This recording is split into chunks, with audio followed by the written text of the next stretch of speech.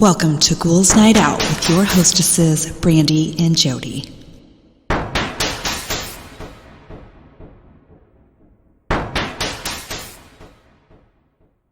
Hello, beautiful ghouls. Welcome. This is Brandy. I am here with my sister, Jody. Hello. So, I read a stupid joke on Facebook today. What do you call a cow with no legs?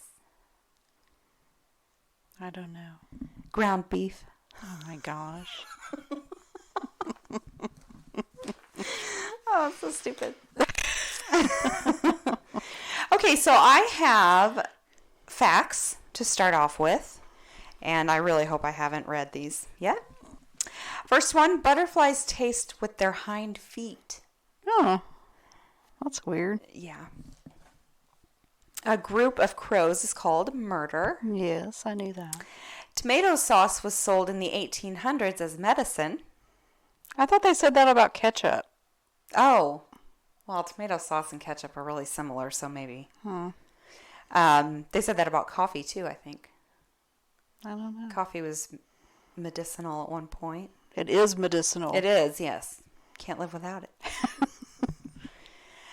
Next one, a donkey will sink in quicksand, but a mule won't. What? That's what this piece of paper says. Oh, it must be true. Next one, a lion in the wild usually makes no more than 20 kills a year. Huh. Which I think that about wild animals, I don't think they have to eat that often. Yeah. But, you know, depending on how many there are, I guess. Next one, India has a Bill of Rights for cows. Oh. Which I think cows are like... They sacred or something. Yeah. Next one, dartboards are made out of horse hairs. Next one, grapes explode when you put them in the microwave. Next one, in 1980, a Las Vegas hospital suspended workers for betting on when patients would die. Oh. It's horrible. Las Vegas. Come on. That's rude. Next one, in France, there is a place called Y. Just the letter Y. Oh. Next one, almonds are a member of the peach family. Uh-uh. That's what this says on this piece of paper. Really? I don't know. Next one, in every episode of Seinfeld, there is a Superman somewhere. Oh, I didn't know that. Yes. Which, I'm wondering, because I watch Seinfeld all the time. I turn it on to go to sleep too. Mm-hmm. And the only one that I'm not sure about is the one where they're in the Chinese restaurant the whole time. Oh.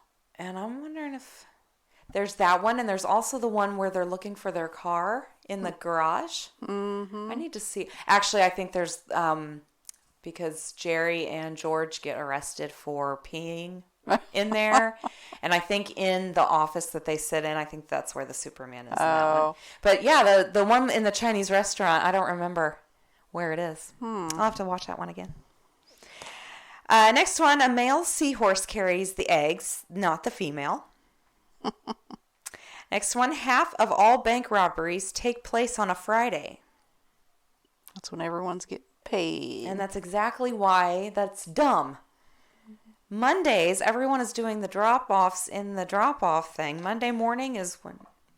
Well, they obviously don't know that. Well, I used to work at a bank, so everyone's stupid. Don't rob a bank on a Don't Friday. tell people when to rob a bank. Don't rob a bank at all, at any time. But Friday is the dumbest day to do it. Next one, in Utah, it is illegal to swear in front of a dead person. What? Like they care. That's stupid. That is stupid. That was some sheriff whose mom just passed away, and he felt offended when someone swore. So he was like, that's it. It's a law. No more cursing in front of dead people. Okay, next one. A crocodile cannot stick its tongue out. I think I've actually said that one before. A snail can have 25,000 teeth. Eee, I didn't know they had any. I didn't either. They're so creepy. That's gross. It is. It is illegal to carry an ice cream in your back pocket in Kentucky. Okay. The longest time between two twins being born is 87 days. What? That's what it says. I don't know. That's weird. That is weird. How long? Okay, so 60 days is 2 months. 90 days is 3 months. So that poor woman was in labor for 3 more months after her Or first maybe she child? wasn't. Maybe the labor stopped. Or maybe the first one was preemie. Maybe. Weird. That's weird. It is weird. Don't they have, isn't there twins that are in different sacks? Yes, there's fraternal twins and identical twins. Fraternal twins are in two different. So it must have been fraternal, I would think so. and maybe it just wasn't ready yet or something. Maybe. Or yeah, maybe. That's weird. It is weird. The world's deepest post box is in Susami Bay in Japan. It's 10 meters underwater. The what? The world's deepest post box. So Like a a mailbox? mailbox, yeah. Is underwater? It is 10 meters underwater. I don't know how long meters is. I should have looked that up. I usually do. But it's probably pretty deep. So does the mailman have to go? He has to like strap on Dive. his swimsuit and get his air tank and That make would sure suck. make sure the mail's all in order because Wouldn't it be all wet? yeah. So he's got to do something about that.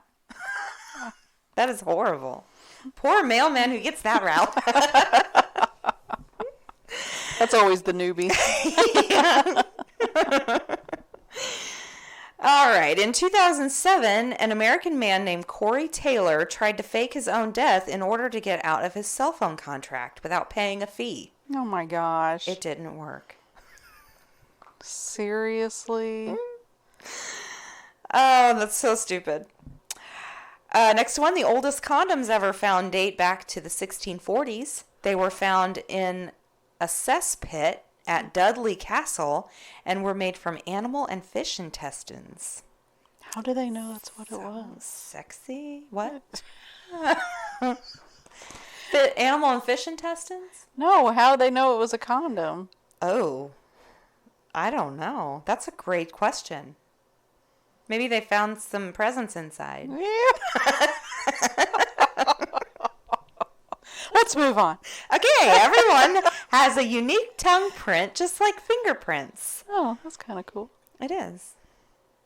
Most Muppets are left-handed because most Muppeteers are right-handed, so they operate the head with their favorite hand. Next one, it costs the U.S. Mint almost twice as much to mint each penny and nickel as the coins are actually worth.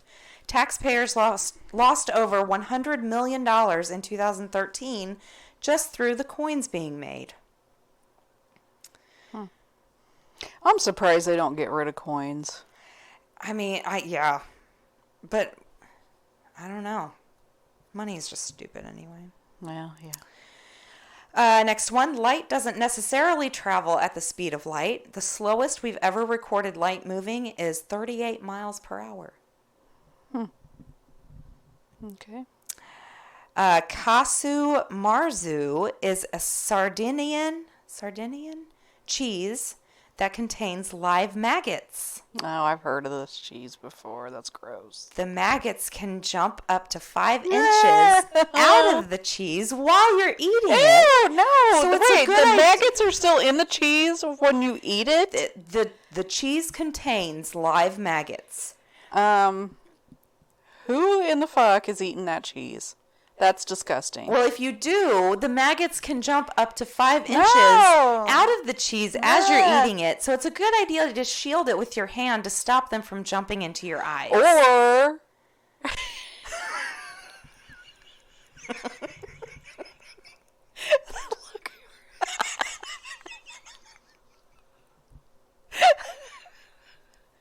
that's disgusting.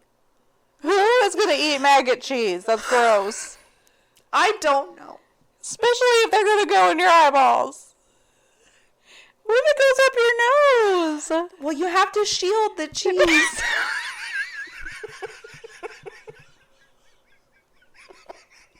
What is wrong with people? Do they look at this cheese and see the maggots and think, oh, that looks good? I don't know. What the fuck? I don't know. I don't know. But that's horrible. I thought the maggots were in the cheese, and then they got rid of the maggots No. to eat the cheese. No. But they eat the maggots too. Yes. That's disgusting. Okay. Yes. And this one's very sad. The loneliest creature on Earth is a whale who's been calling out for a mate for over 2 decades, but whose high-pitched voice is so different to the other whales that they never respond. Aww, He's poor just guy. got a high voice. Poor guy. 2 decades he's been searching. That is terrible. Don't laugh. Come on, ladies, lady whales. He just has a high voice. Just give him a chance. He might be a good listener.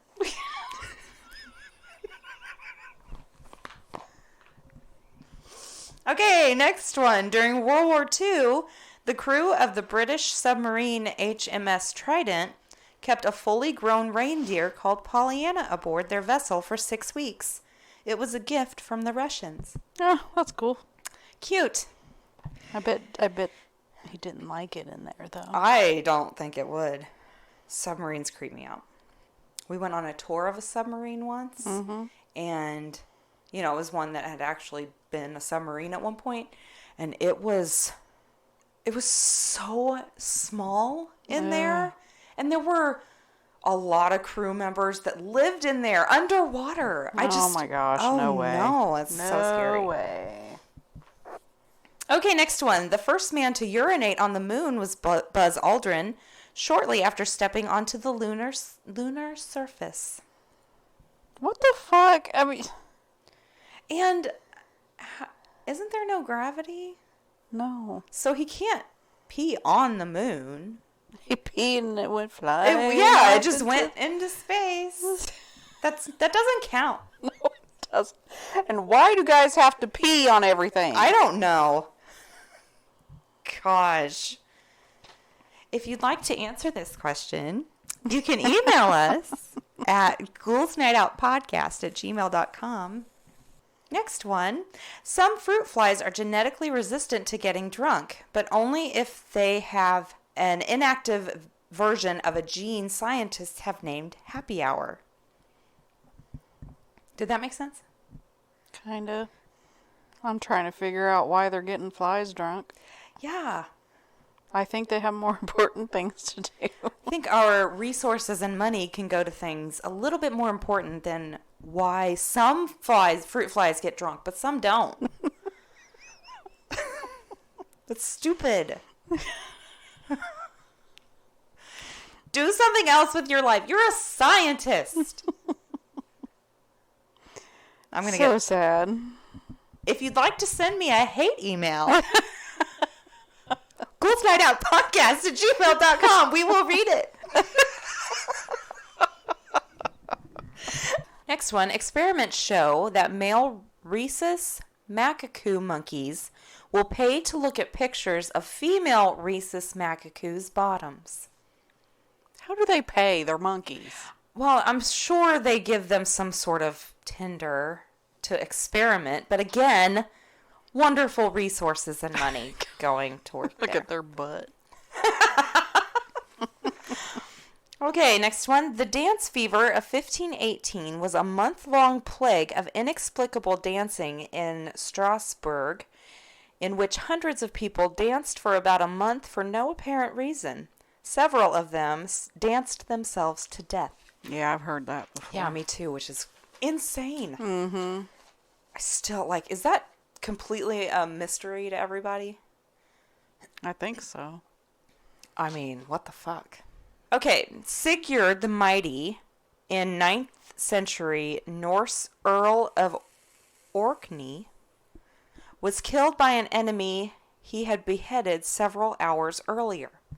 He tied the man's head to the horse's saddle, but while riding home, one of its protruding teeth grazed his leg. He died from the infection. I think I've done that one before. I've yeah. heard that before. The Dutch village of Giethoorn has no roads. Its buildings are connected entirely by canals and footbridges. That's interesting. nice. I bet that's so pretty. A family of people with blue skin lived in Kentucky for many generations. The Folgates of Troublesome Creek are thought to have gained their blue skin through a combination of inbreeding and a rare genetic condition. Ugh. Next one. Powerful earthquakes can permanently shorten the length of the Earth's day by moving the spin of the Earth's axis. In 2011, a Japan earthquake knocked 1.8 microseconds off of our days. In 2004, Sumatra quake cost us around 6.8 microseconds. That is crazy. Next one, melting glaciers and icebergs make a distinctive fizzing noise known as Burgee Seltzer. Okay. In 2008, scientists discovered a new species of bacteria that lives in hairspray. Oh, gosh. Perfect. More bacteria. Awesome. Beautiful. Love it. Next one, the top of the Eiffel Tower leans away from the sun as the metal facing the sun heats up and expands. It can move as much as 7 inches. Ooh. Next one, Lieutenant Colonel Mad Jack Churchill was the only British soldier in World War II known to have killed an enemy soldier with a longbow. Mad Jack insisted on going into battle armed with both a medieval bow and a claymore sword. Next one, a U.S. park ranger named Roy C. Sullivan held the record for being struck by lightning the most times, having been struck and surviving 7 times between 1942 and 1977. He died of a self-inflicted gunshot wound in 1983. Man, if you escape death that many times, don't shoot yourself in the head. Yeah, really. Next one, the longest musical performance in history is currently taking place in the Church of St. Burchardi in Halberstadt, Germany. The performance of John Cage's Organ II, ASLSP, As Slow as Possible, started on September 5th, 2001, and is set to finish 2640. Jeez. The last time the note changed was October 13th. October of 2013. 20,000. What am I saying? The last time the note changed was October 2013. The next change is due in 2020. Why? I don't Why? know. I don't know. I don't know. I don't have a good answer for that. There's an opera house on the U.S.-Canada border where the stage is in one country and half of the audience is in the other. The tiny parasite Toxoplasma gondii can only breed sexually when in the guts of a cat. To this end, when it infects rats, it changes their behavior to make them less scared of cats. That's interesting. It is interesting.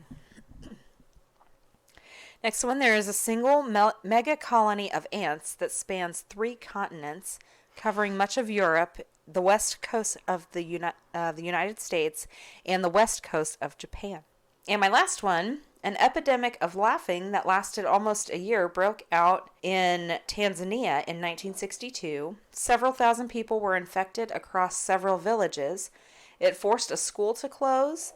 It wasn't funny, though. Other symptoms included crying, fainting, rashes, and pain. Huh. That's Weird. weird. And those were my facts for the week. All right. I did Terrifying Creatures. Ooh, okay. Part 1. Oh, yay. So, this is my first story. I saw a humanoid something in the woods outside my childhood home. This was rural northern Wisconsin, and I was 14. Up until that day, I had zero fear of the woods. I spent most of my time out there exploring and feared nothing. My parents had a lousy marriage and fought a lot, and I felt more at home outside than in the house. On hot nights, I'd take a sleeping bag and sleep on the roof of an old shack on our property. I saw bears, I saw wolves. They were always more afraid of me than me of them. I didn't believe in ghosts, Bigfoot, demons, or even God. I only got lost out there once when dark fell sooner than I expected. I stayed calm, found the North Star, and knew that if I continued south, I'd eventually come across the old railroad tracks near my house. Even the thought of spending the night out there didn't bother me. The thought of my mom's rage when I didn't come home did. So it was summer. I had just turned 14. My mom had left my father. Father worked all the time. Sister was living on her own. Once school was out, it was me and my cat, and this is before the internet or smartphones. We lived on a dead-end dirt road, and around noon I took my usual stroll down the long driveway to check the mail. My cat followed me everywhere, and I actually kind of relied on him to give me a heads up if there was a bear or something close by. A bit of movement behind me as I stood at the mailbox made me aware there was something across the road in the trees, but there were pesky deer everywhere. I heard a loud crash then, like something very loudly making its way through the brush. It's like every goddamn classic horror story. My brain had no capability for the thought of anything paranormal or spooky. I simply tucked the mail under my arm and headed into the woods to investigate. My cat followed close behind. I got about 10 yards in when I noticed what I hadn't noticed before. There was no noise, nothing. It was a beautiful June day, and there wasn't a single bird singing, no insects, no leaves rustling. It was absolutely silent. At the same time I registered the silence, I got that eerie feeling that something was watching me. I stopped immediately and started scanning the woods for deer. Hunters know what I'm talking about when I say you look for the shape of a deer instead of trying to pinpoint them by color. That's when I spotted it, 2 brown furry legs, the top of it concealed by tree branches. I went to sigh with relief when my cat hissed. I looked down and he was completely poofed out with his back arched, looking at the same thing I was. I looked back up and the legs moved, not like a deer, like a human. Everything happened at once after that. I dropped the mail, picked up my cat by the scruff, and ran for it. Whatever was out there with me was running after me. I have never run so fast in my life. I tore up the driveway, into the house, locked the door, and grabbed the phone. I called my next-door neighbor, who was the ex-chief of police, and he came over immediately with his pistol. He checked out the spot I was in and found nothing. I was so hysterical, I was in tears. He stayed with me until I was able to reach my mom and have her come get me. Of course, they thought I was completely high or delusional. I know exactly what I saw and felt. It was broad daylight. I never felt safe in those woods again and stopped sleeping outside. I was a baby when this incident happened, but I believe my sister, who was around 5 years old at the time. My cousins, aunts, and uncles were at a birthday party one Saturday at my grandmother's house in Houston. All the adults were inside the house around dusk, but the older cousins, ages ranging from 4 to 8, and my sister were outside playing. My sister isn't sure who noticed the bird in the tree first, but soon all the cousins noticed it as well. A bird was perched on one of the lower branches just staring at them. Before their horrified eyes, the bird began transforming until it was a woman. What? A woman sitting on the branch leering at them. As they began shouting and screaming for their parents, the woman became a bird again. By this time, the parents had come out to investigate the commotion, but the bird wouldn't budge. Not until my grandmother, a formidable and salt-of-the-earth type of woman, went outside did the bird fly off. The house is creepy. It's still in the family, and I've had some other strange experiences, as did my mother. It was in the family since my parents were young teens. My cousin owns it now, and it's still creepy and old, and he doesn't really like living in the little yellow house either. In the beautiful roses my grandmother planted, strange things have been found. Animal bones, guts, melted candles, and other witchcraft type crap. and other witchcraft type of things. A lady in white has been seen moving from room to room in the past by house guests. That's creepy. I've never heard that story. Okay. And you know this episode's going to be called Witchcraft, right?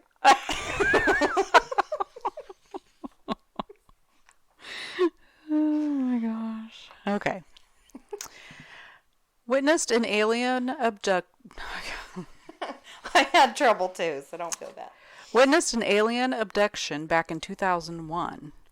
This takes place when I was 13. A friend of mine wanted me to help her grandparents set up their computer. I said sure and ride my bicycle to their house. I get there and clouds appear, so I decided to make this pretty quick. I set up the computer and install AOL for them, showing them all how it works and such. They go back and sit on the couch while I get my backpack to get ready to leave, as their other granddaughter, who is about 4 or 6 years old, I can't remember which, was sleeping in the other room. All of a sudden, a cold breeze went through the room. It was odd, as all the doors and windows were shut. The grandparents looked toward the kitchen, and what I saw made me freeze in place. There were 3 creatures standing in the kitchen. 2 of them were short gray creatures with a thicker neck than described, with the eyes closer to the sides of their heads.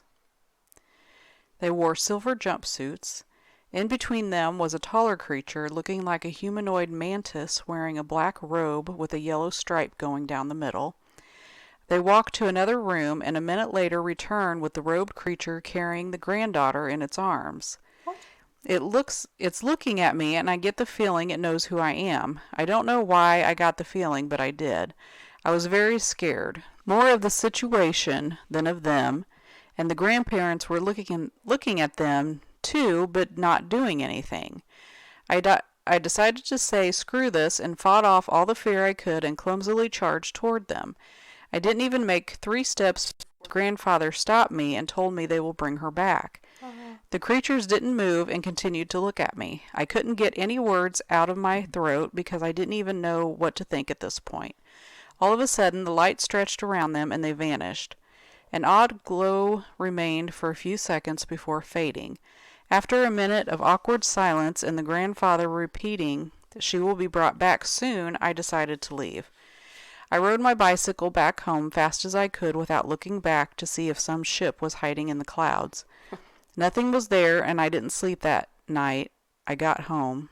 The next day, I did tell my friend what happened, and she did tell me it has happened before. The grandparents and other family members have tried to stop it, but to no avail. They just accept it with a look of defeat and move on. Granddaughter was brought back after a few hours. A while after this, the whole family moved elsewhere. I've heard from other people who claim to experience similar events, and I feel they are legit. Holy shit, what?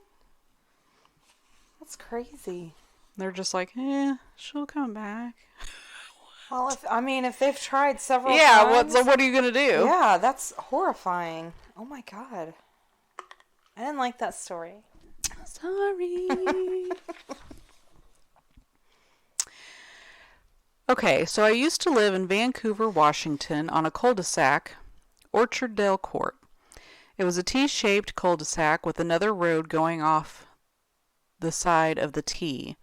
So I was heading to school at about 8 a.m. that morning. I only had to walk about a block from my house to where the cul-de-sac meets the main road. This was your typical everyday route that I took, however, that morning was different. When I got close to St. James, I looked up from my feet, and across the road was what I can only describe as a creature. It was made up entirely of black spheres. In the shape of a man, it definitely had 2 legs, 2 arms, a torso, and a head. But again, all made up of black spheres, about a foot wide, a little bigger than a basketball. All of the spheres had a texture to them I have never seen before. That is creepy enough, but it was dancing around a pole across the street. That made me laugh when I read that. Like a stripper. Yeah. Stripper spheres. The thing is, and that's really hard to convey, is that this thing projected nothing but pure malevolence. Ooh. I felt that this thing was bad. Really, really bad. I would not say it was evil, it was just bad. It's like the difference between saying a man can be evil, but a man can also be good. This thing could not have the possibility of being good. There was no way. It was bad through and through. Anyway, when I looked at it, it stopped dancing, looked at me, and just popped out of existence. It did not fade. It did not make any sound. It was just there one moment. The next moment, it was gone. I was very freaked out, but it's not like I was hurt or felt bad. I was just freaked out. Anyway, I just went to school like normal, if not a little shaken. Well, that night there were some kids racing cars drunk, and there were 4 or 5 people killed. The driver and all the passengers all died instantly. When I went out with my father to the corner where it happened, I was shocked because it was the exact same intersection where I saw that thing the previous morning. I cannot help but think I saw something strange that morning, something I was not supposed to see. Whatever that creature was, it was bad, bad news. Holy shit, that's crazy about the people dying right there. Yeah, almost like it was a magnet or something. Like it brought yeah. negativity there, or like the Mothman. Crazy. That's scary. When I was a child, around the age of 6, perhaps younger, I used to visit my uncle's house on occasion with my mum and Nan. Each time I was there, I'd go to my uncle's bedroom to look at the mummy that laid on his bed. Huh? That's what I thought I was seeing, an adult woman that seemed to look like they were wrapped up in bandages or some material. My uncle was the kind that would tease you or wind you up, so I never believed it was real, just something he rigged to scare me. Each time I went to his house, I would drag my mum or my Nan into that room and show them, and frustratingly, each and every time they would claim not to be able to see a very obvious mummy laid out on the bed. It got to the point one day, after dragging my mum and Nan up to my uncle's room and them not believing me, that after they left, I stayed to watch the mummy lay in the bed. I stayed in the doorway, the furthest I would ever go, with the side of the bed facing me, and glared as angrily as a little girl could at the woman in the bed. Then it sat up and turned to face me. I froze. It was when the thing started to get off the bed towards me that I discovered my legs again and ran. Oh my God. Years later, my Nan took me and a friend to my uncle's house to dog sit while he was away. It just so happened that his bedroom was where we were having our sleepover. The room had been changed and there was no mummy this time around, but retelling the story was enough to freak us both out for the night, though it didn't stop us from sleeping. My mum and Nan can recall me asking about the bandaged woman in the bed and other weird things I had seen and experienced as a child, but no one else had experienced the mummy in that house. That is the craziest. That is creepy. What? Yeah. A mummy? A mummy. Oh my gosh, that is scary. The whole time she thought it was a joke. Well, I mean, just the fact that she's like sitting there staring at it and look at this, Yeah. and they're like, what? Ooh. Oh my gosh, I don't like that. That's creepy. This happened when I was 7. I grew up on the military base. We lived in the PMQs. Not entirely sure on the age of the house, but our basement did have a bomb shelter in it. So I had just broken my leg, and my dad moved my bed to the living room and set up my computer so I could play Buzz Aldrin's Race to Space whenever I wanted to. I was also given a frying pan and a pot if I ever needed anything in the middle of the night. Okay? You know, those will solve anything. So it's God knows what time, and I'm woken up by a sound. I look around and don't really see anything until I notice a hand peer out of the entranceway to the living room. I immediately look at the TV to see if I can see a reflection. I do. It looks like a man my father's build and height, but the uniform is wrong. My father a few times was called and deployed on moment's notice. I could just tell this was a WW2 uniform. So I freaked out. I grabbed the frying pan and pit and began slamming them together as hard as I could. I think that was supposed to be pot. Pot, yeah. The figure in the TV just walks away into the dining room and then turned to the kitchen from what I could tell. Just as he turns, my father is already in the living room asking what's wrong. I replied, "Someone's in the house." He immediately goes for his baseball bat and starts searching the house and checking the locks and windows, then gets on the phone and calls the MPs, and before I know it, he and the neighbors and the MPs are outside securing the whole damn neighborhood. They never found anyone, and I've never had a similar experience since. Ooh, that's creepy. I don't understand the one-time things that happen. Yeah. And then nothing else ever. Yeah. It's so weird. Not my story, but my mom's. When she and my aunt were young, they were playing with some neighborhood kids in the woods across the street from their house. She claims that they heard a noise from above them, looked up, and saw something crouching in the branches of the trees. She said it was humanoid, about 7 to 8 feet tall and completely covered in fur. As soon as it noticed them, it leaped down from the tree and sprinted further into the woods. Of course, they were all terrified and ran back to the house. They never saw the thing again, but both my mom and aunt are adamant that it happened. That was Bigfoot. Yes, it was. And they scared him. Yes. He had to run away. Poor Bigfoot. In October of 2016, I experienced what I believed to be an extraterrestrial inside my house, followed soon after by 3 extraterrestrials in my house. No. It was a normal Friday evening at first. My dad, I was in college, living with him at the time, had gone to sleep at about 10 p.m., and I stayed up till about 11:30. At 11:30, I turned off my TV and went to lay on my bed, where I promptly pulled out my phone and began browsing Reddit. This lasted for about 45 minutes before I finally decided to go to sleep.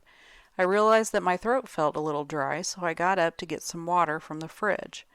My room used to be a second living room off the kitchen, so there's no door on the frame, only a thick curtain. As I approached the curtain, everything was normal. It was just a normal night. The only thing that seemed a little off was how quiet it was. There were no crickets chirping outside, which there usually were. I live in a secluded country ranch house, which was unusual. I could still hear my dad's white noisemaker in his bedroom, though. He uses it to help him sleep. It felt like a normal late night. I pulled the curtain aside to step out into the kitchen and experience the single most terrifying thing in my life. Behind the curtain was what I believed to be an extraterrestrial. I was facing the hallway to my dad's room, and it was in a crouched position. We had a nightlight plugged in right above the kitchen countertop, so I assume it was trying to avoid that light. Its skin color was sort of a dark gray, gunmetal color. As I pulled the curtain all the way back, the alien turned his head sharply to look at me. I gasped and was immediately overcome by an immense sense of dread and terror. I was quite literally paralyzed by fear. I just stood there with my hand on the curtain, mouth agape. It stared at me for a couple of seconds, and then everything went black. I regained consciousness an hour later and was laying on top of my bed, the cover still made. My heart was pounding, and it felt like it was beating 1,000,000 times a minute. I saw something on my left, which was the darkest part of my room, and had a door leading to our carport. Standing over my bed were 3 dark gray figures. They were tall, their heads nearly touching the 7-foot ceilings in my room. I turned my head, stared at them, and began to experience the same sense of terror as before.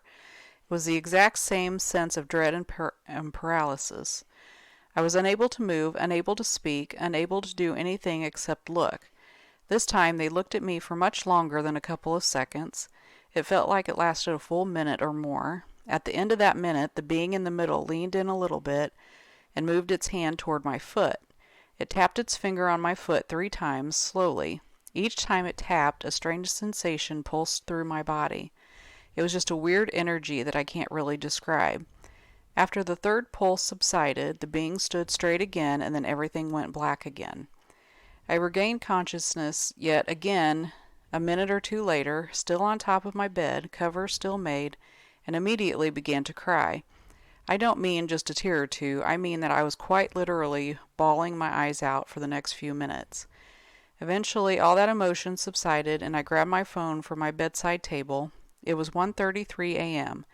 I didn't end up going to sleep at all that night. I just sort of sat there on my bed trying to explain to myself what just happened.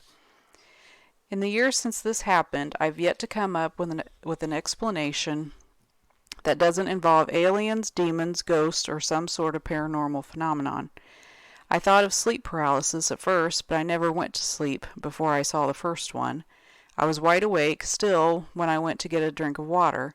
I wasn't dreaming because I hadn't yet gone to sleep.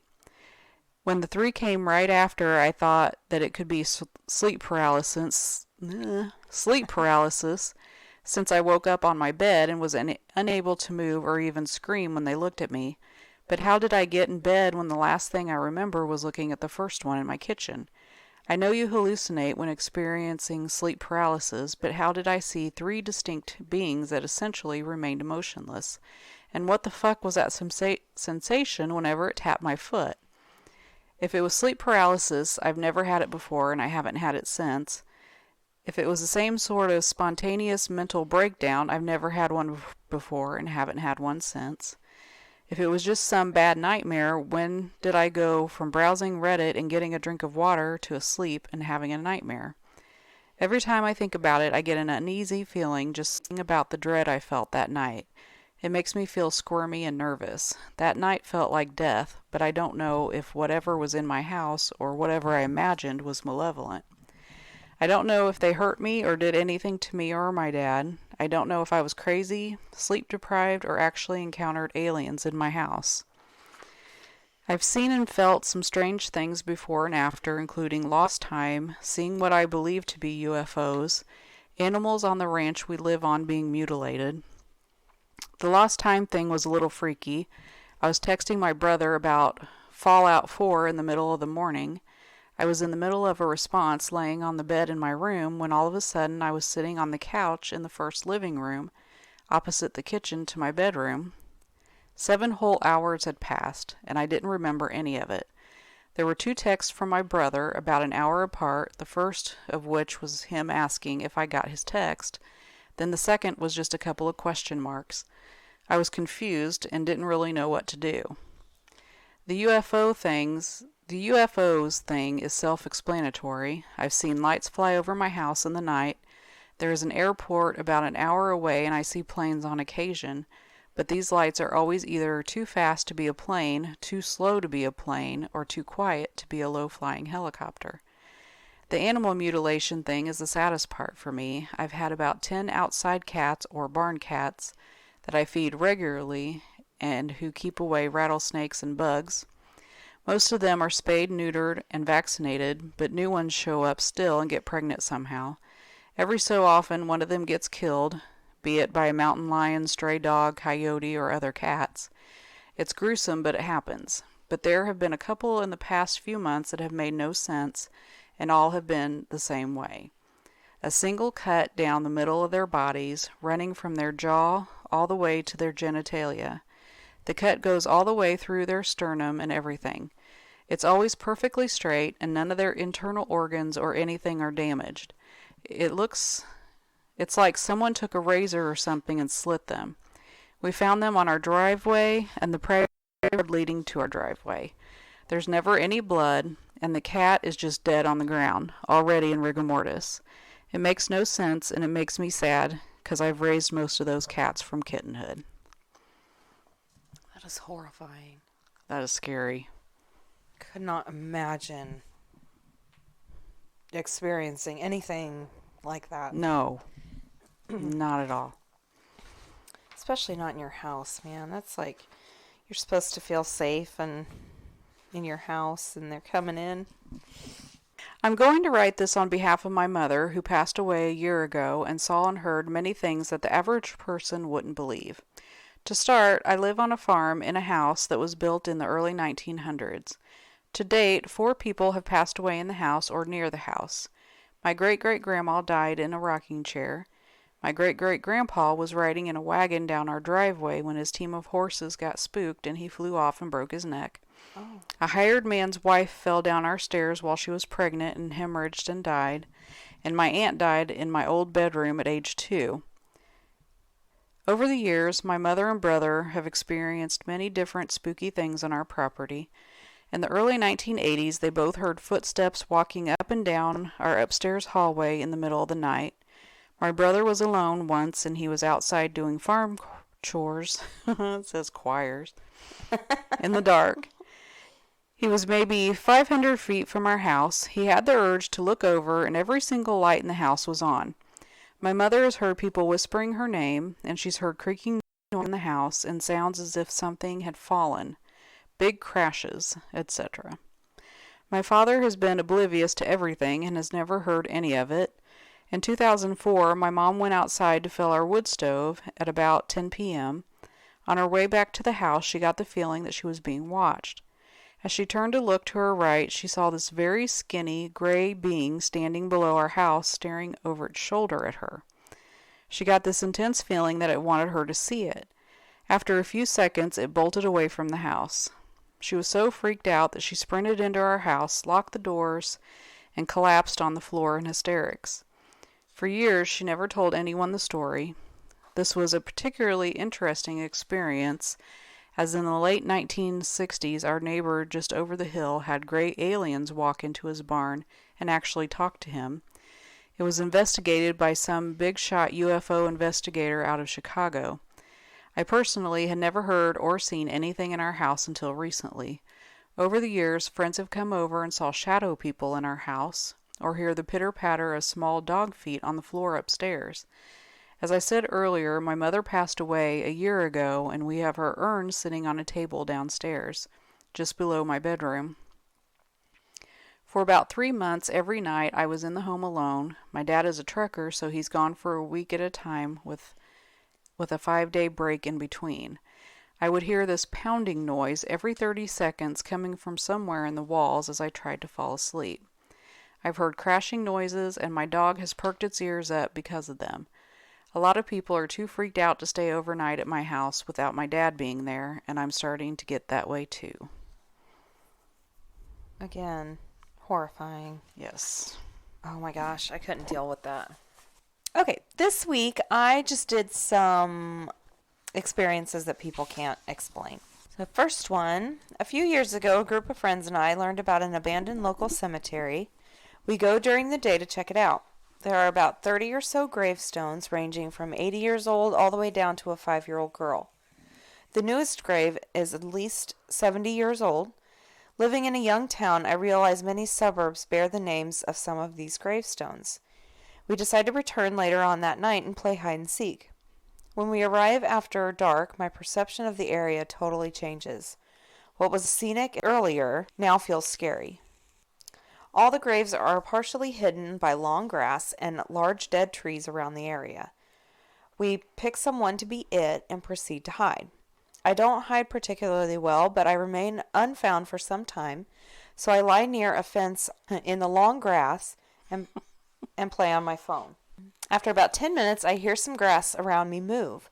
This is Australia, so there's a chance, and who am I kidding, there definitely is something that could kill me. So I move into a more defendable position, yet stay hidden. This new position puts my back to a gravestone on the other side from where the body lays.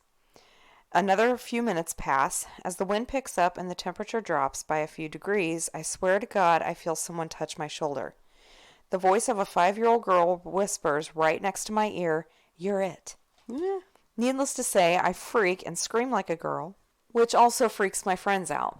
After a brief explanation of what happened, we quickly relocate to the entrance of the area to make sure everyone got out. The gate is downhill from the graves, so looking up, they're silhouetted. When we confirm everyone is there, one of the other guys grabs my arm and points up to the hill, and I kid you not, there is an outline of a little girl in 20 styles kids clothing, skipping around the headstones. Fastest I've ever ran in my life. I would too. Yeah, that's scary. Next one. Like a lot of kids, I had an imaginary friend until I was about 9 or 10. While I don't remember playing with him, I do vaguely recall going to see a psychiatrist about him. I described him as looking like me, red hair and glasses, and having the same birthday as I do. I called him G because my first name starts with a G, according to my mother. As I grew up, G faded away, Fast forward to my 20th birthday, I come home from college for a dinner with my parents and younger siblings. We joke around about our childhoods when my sister mentions G. My dad gets quiet, my mom goes pale. She demands that we drop the subject. The next day after my siblings leave, my parents sit me down and explain that I had a twin brother who died when we were about a year old. He had a congenital heart problem and passed away during surgery. They elected not to tell me, although they couldn't really explain why. My mom kept the letters G and I wrote to each other, mostly just scribbles, and all the pictures I drew of him and I playing. She thinks it was my brother. Aw. That's so sad. Next one. This isn't something that happened to me, but rather something that happened to my father. My father grew up in a haunted house, creaking floors when no one was there, doors closing by themselves, and the weirdest of all, my father's sister, my aunt, was strongly plagued with nightmares once they moved into the house, and she was only about 5 at the time. She would scream in her sleep and wouldn't wake up whenever she was having one of her screaming fits. Her parents tried to wake her up, much of the time with ill success. When she would finally wake up, she would start crying and say the man was getting closer to my bed again. She described the man as only having half a face because part of his head was missing. Yeah. My father's mother felt disturbed by this, as her child was only 5 at the time, so she could not have gotten these images from any sort of media, as this was long ago. Fast forward a few months later, the nightmares got worse. At this point, her parents attempted therapy, which results in no change whatsoever, but they're getting desperate. A little time later, her mother vacuumed her room, and while doing so, heard some larger objects lodged within the vacuum. She opened the vacuum cleaner bag to see what the objects were. Turns out that the vacuum cleaner had sucked up human teeth. A few calls later, they discovered the previous owner had shot himself in that very room. I guess they weren't thorough with the cleaning. Needless to say, they moved out as quickly as they could after that, and my aunt never experienced nightmares to that extent again. Ugh, that's nasty. I know. Yeah, someone needs to get their cleaning in order. Yeah. Next one. Starting from about age 5, I've always been afraid of my bedroom, especially feared the fireplace in the corner, covered in a black metal grate that seemed to disappear when the lights went out. In the dark, I saw people come out of the opening. Though they never looked at me, I think they knew I was there. One figure always came slinking out of the fireplace, a young woman.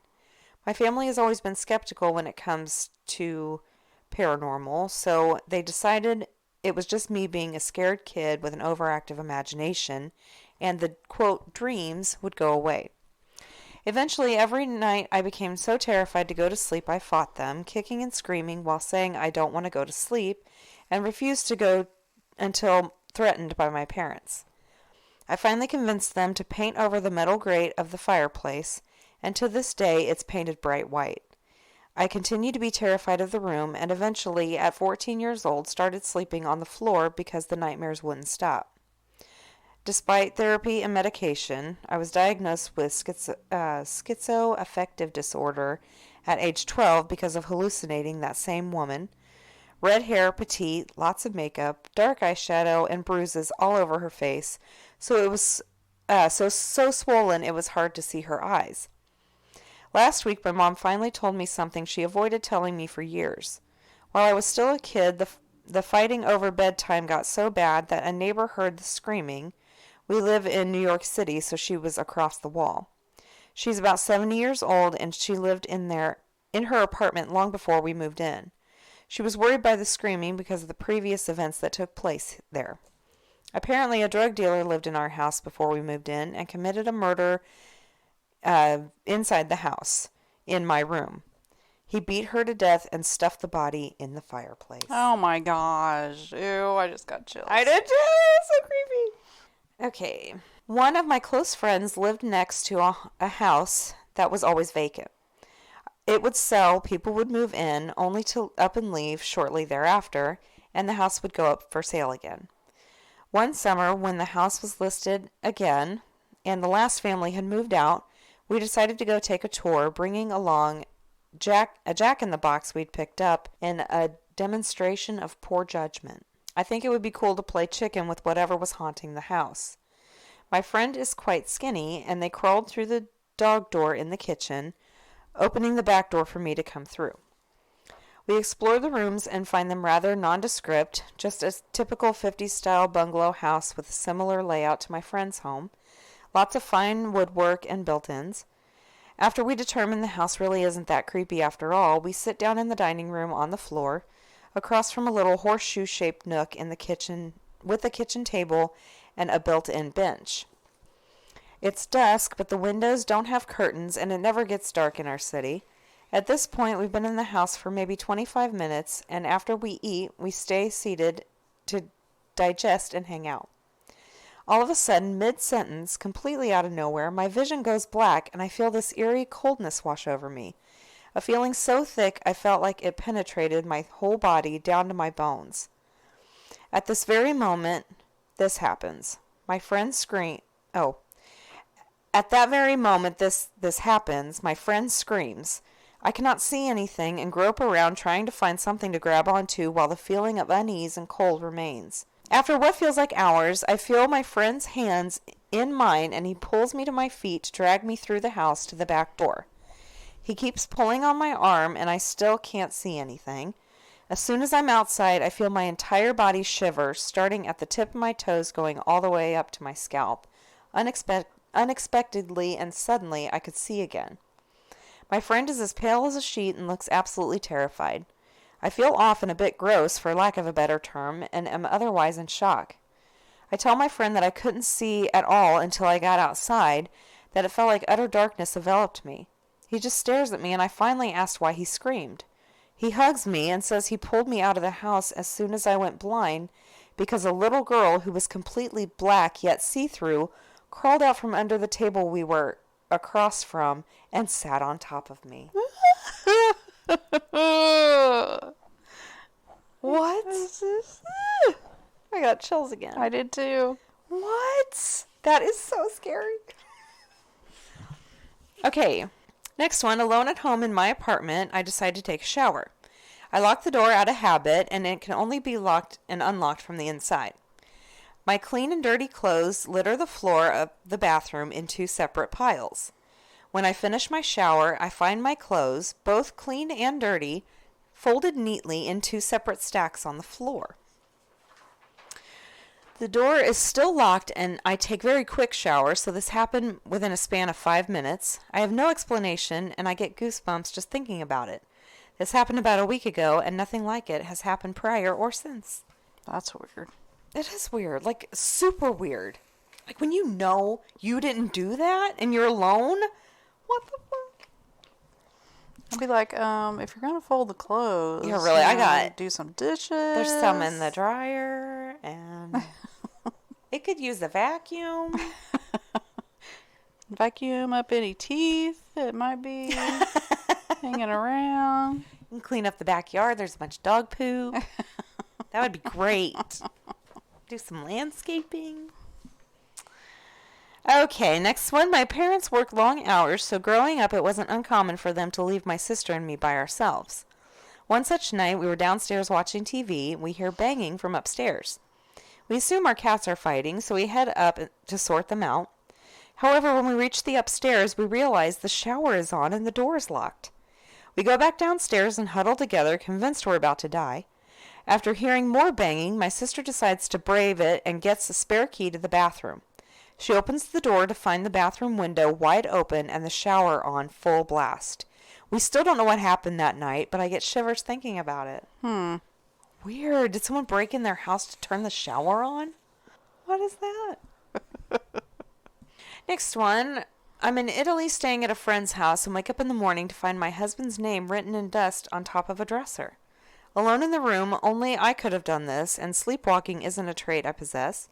I immediately phone my husband to check on him. He is fine. But months later, I will find out he started an affair that day, which eventually breaks up our marriage. Ooh. Weird. That one's different. Yeah. I'm looking out for you, Ghost. Mm-hmm. I like it.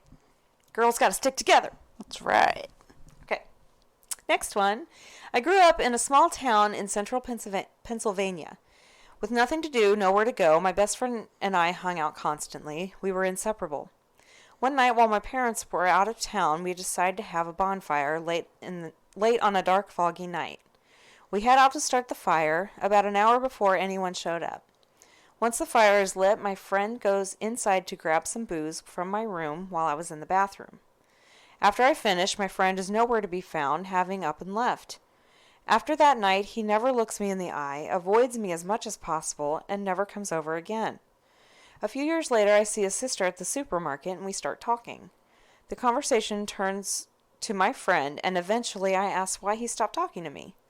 Her response chills me to the bone. He told me when he was at your house, he looked out the window and saw things dancing around your fire. Evil things. What? What's that got to do with her? I know, like rude. Gosh. It's not. Did they think they summoned the evil things to dance around the fire? Maybe it's that witchcraft you were talking about.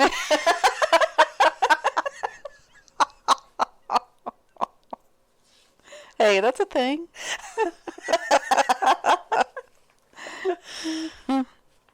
Okay. Next one. While staying at my friend's place, I noticed a person out watering their flowers. I asked my friend's mom why there was some girl out watering flowers at 2 a.m. The color drains out of her face, and she tells me her mom used to work weird shifts and would upkeep the garden when she could, which was often in the middle of the night. The mom lived in that house until she died, which was a couple years prior. I concluded that the dimensions of time aren't as separate as we like to think. Interesting. Yeah. Next one, I'm doing laundry in my ex's old Civil War era home, which at one point was used as a makeshift hospital to house the fatally wounded, the basement acting as the morgue. The basement always creeped me out, turning the hairs up on my body, sending my heart racing every time. I'm not easily scared, so for me to feel this was unusual. So as I'm quietly doing my laundry, I hear the door shut behind me. I think nothing of it, brushing it off as a draft. As I go to grab the doorknob, it refuses to budge, as if someone is holding it from the other side. I throw all of my weight against the door, and it still won't budge. I start banging and screaming in hopes someone would hear me. In the midst of all that noise, the dryer chutes open, all my laundry spilling onto the floor and even hitting the wall across from the dryer. Not exactly a manufacturing malfunction. So I am almost shitting my pants, eyes welling up with tears, and I feel fear I have never felt before. Not being able to see anything, but able to feel it is the most terrifying feeling. I feel something in the room with me. Long story short, the door opens after about 20 minutes of me sobbing on the floor, all too casual. It slowly creaks open, and I dash out, never to do laundry in that house again. Yeah. Yeah. Me neither. Next one, my family owns a large farm in South America. It has been in our family for many generations, and the main house is about 150 years old. Massive and typical of colonial times, located in a rural town. Our neighbors are also family, and our distant neighbors descend from the original laborers of the farm. Many legends surround our farm, ranging from hidden treasures to relatives long dead haunting the avocado orchards. My mother even claims to have seen dwarves in the surrounding mountains as a child. Said mountains, it turns out, host a number of ghost towns I used to play in as a child. The place is pretty creepy, and up until recently, only limited electricity reached the house, so it got dark and quiet quickly. None of this scares me too much, but a heavy feeling always hangs in the air, regardless of the various legends surrounding our farm. There is one event that happened to me I can't explain, and it freaks me out to this day. When I was 11 years old or so, I head out to the stables after seeing a large group gathered there. Inside, past the commotion, I find all the horses have their manes and tails braided into dozens, if not hundreds, of tiny braids. We own multiple horses, and these seriously tiny braids would require hours and many hands. One of the workers in the stables starts shouting about how this is a warning from the elves who live in the mountains. The workers spend hours of the day trying to unbraid the horses, but barely get through 10% of them. The very next morning, all the horses are unbraided and appear as though nothing had happened. With no explanation given other than elvish warnings, my 11-year-old self walks away from this incident rather disturbed. Why don't they just leave them? I don't know. This sounds pretty. I know. I don't know. Maybe it would be... Because it would probably turn into, like, dreads at some point. And it might just be, like, too messy. And that if that gets... Because, you know, if it gets too tight, it could get right up on their skin and pull. Yeah. So it's probably not good. Next one, when I was about 10, I went on summer vacation to the Black Sea with my mom. I couldn't swim back then and never learned after what happened there. It was our first day there and we head out for a swim. My mom puts me in those inflatable wings you slide onto your arms. We plan to enjoy the day and I'm thrilled to learn how to swim. Though the weather isn't too great, the water feels okay, but it changes very fast. As a storm begins to form, a rip current pulls us from the shore. The waves tower over us, and no matter how hard we fight to get back on sand, the sea only drags us farther and farther away towards the concrete wave breaker. My mom begins to tire, and I see sparks of panic in her eyes.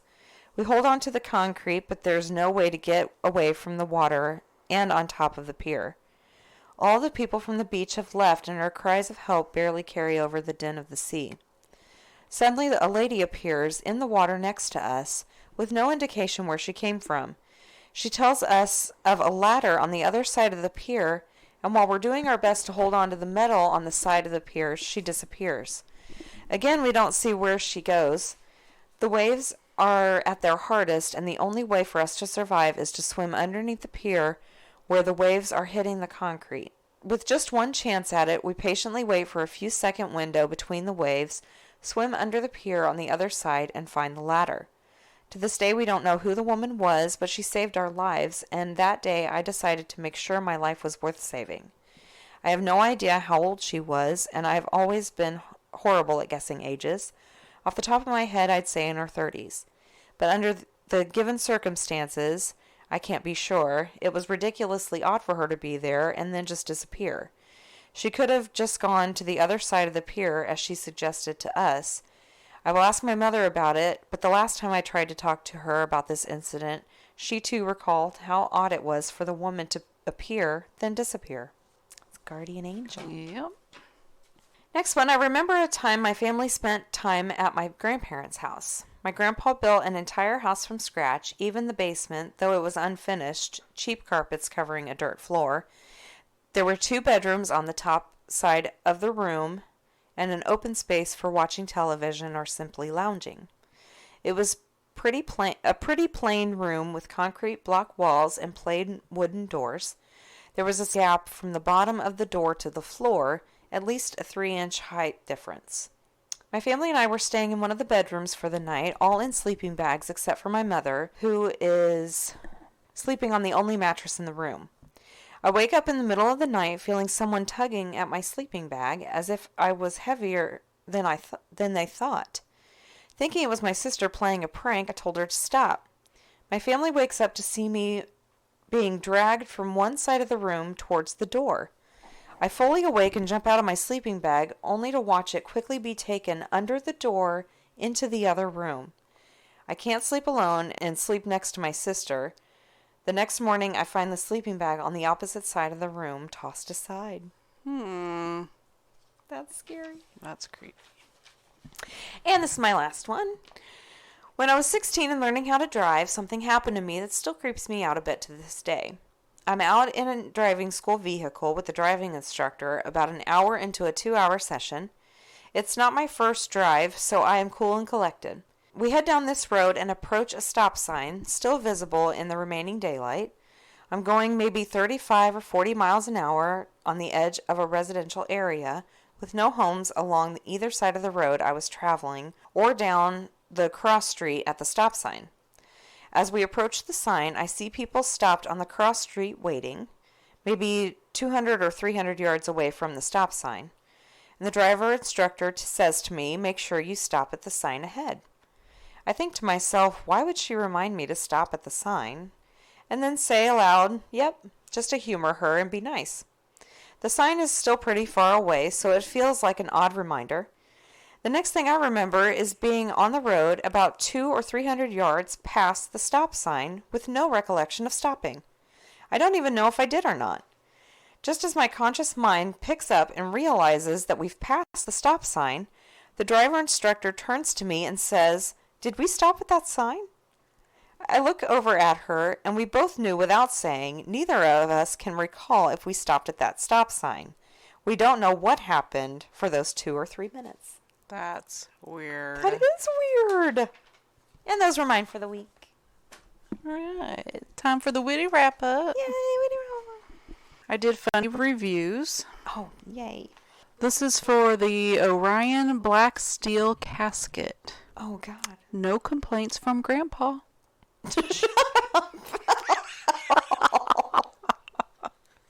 I don't know if that's horrible or hilarious. It's hilarious.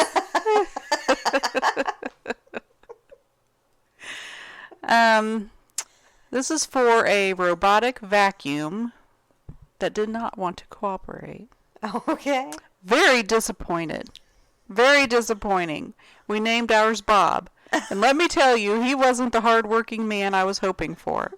Bob spent most of his employment driving from one random side of the house to the other like a junkie looking for his next fix. His actual cleaning was minimal at best, and he couldn't find his docking station to save his life. In the next week I had Bob. He never finished a cleaning cycle. One day, while at work, the app texted me to say Bob needed my assistance because he was stuck on a cliff. Worried for Bob's safety, I came home to find him passed out in the middle of the dining room. That night, the family said goodbye to Bob once and for all. Damn, Bob.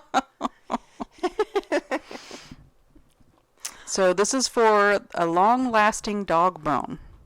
Okay. Dear AKC, your long-lasting, and that's in parentheses, bone lasted all of 5 minutes. If that's your idea of a long-lasting bone, then I feel sorry for your wife. That's hilarious. And that would be my house.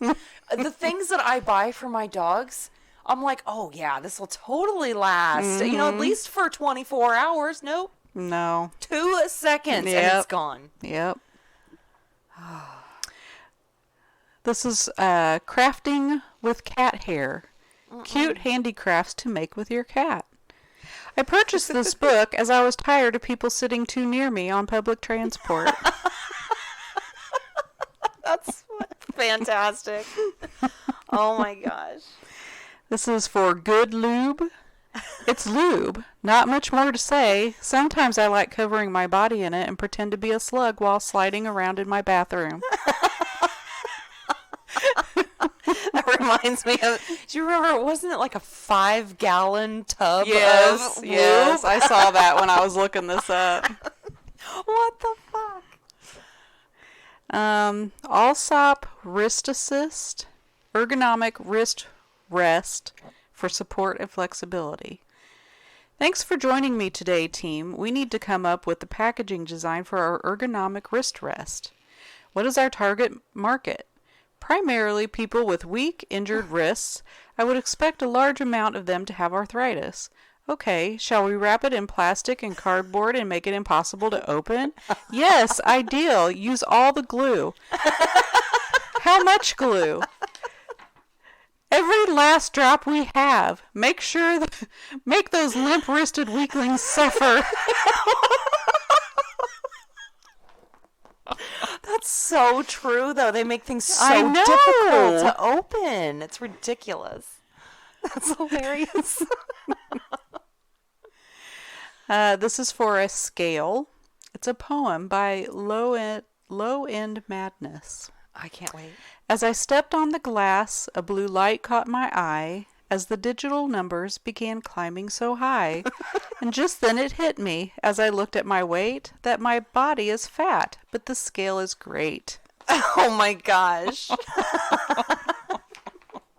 I was wearing these shorts around the house when a few friends stopped by. We were all sitting around watching TV when I reached at a weird angle for the remote. The crotch seam pulled apart and my scrotum came spilling out right in front of my friends. This was pretty embarrassing. Picture not attached. I found that very descriptive. And I can see it in my mind, and I'm like, oh my God. Could you imagine seeing that? No, thank you. Oh my God. My scrotum came spilling out. That just makes me picture, like, one moment it's fine. And then, like, split second, there's just, like, balls. Oh my God. That is too funny. Oh my God. Okay, and this is my last one. Okay, so you know on Amazon when people ask questions? Yes. Okay. This is the question. Okay. Is I order my stuff on Wendy? When will it come? What? Is I order my stuff on Wendy?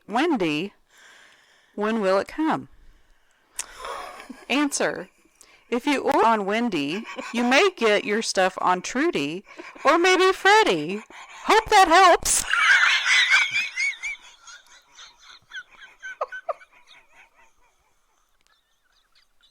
Isn't that great?